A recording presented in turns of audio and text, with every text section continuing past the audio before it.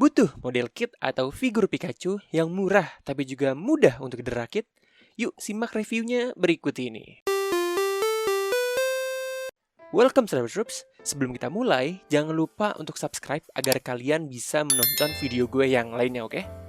Bandai sudah sejak beberapa tahun terakhir membuat lininya sendiri untuk model kit dari seri Pokemon, yaitu Pokepla, singkatan dari Pokemon Plastic Model.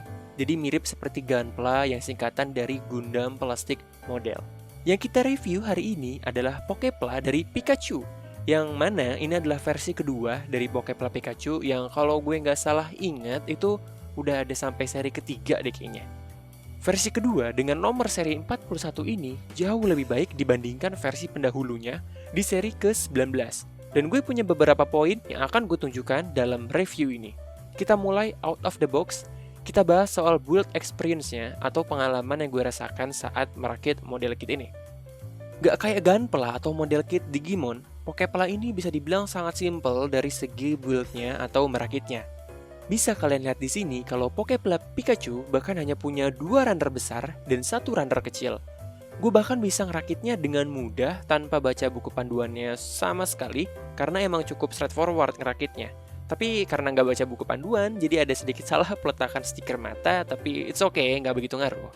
Gue merakit Pikachu ini kurang dari 10 menit tanpa membaca buku panduan dan tidak clean build, nggak gue rapiin ya. Jadi hanya straight build aja, jadinya masih ada sisa napmark atau sisa potongan runner yang kelihatan. Kita lanjut ke pembahasan berikutnya, yaitu aksesoris dan detail. Karena ini model kit simple, ditambah Pikachu juga ya gitu-gitu aja. Aksesoris yang kita dapatkan dari Pokepla Pikachu ini hanya cadangan faceplate atau wajah alternatif yang menunjukkan ekspresi serius atau ekspresi mangap.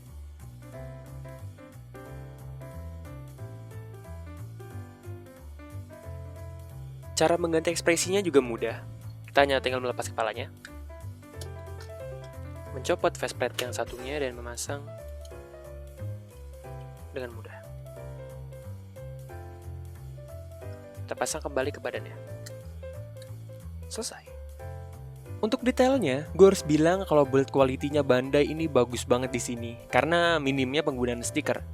Kalau kita tahu ya, model kit yang murah itu biasanya menggunakan stiker yang banyak banget untuk mengangkat detailnya, tapi sangat tidak oke.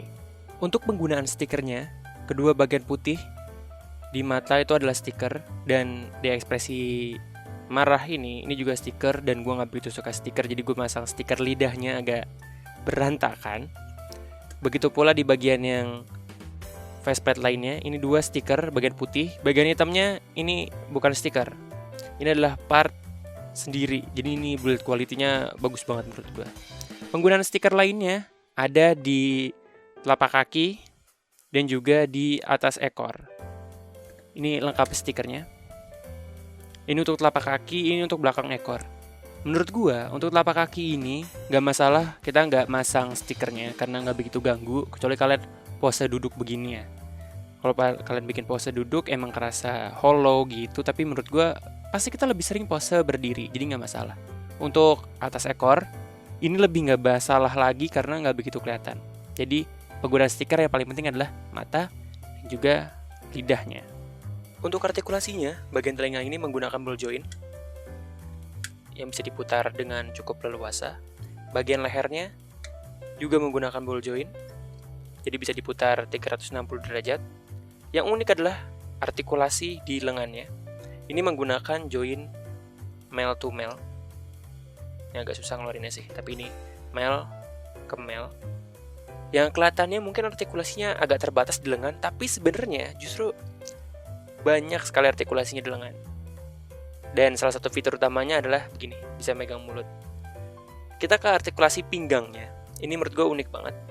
Pinggangnya kita bisa putar tapi ada batasannya.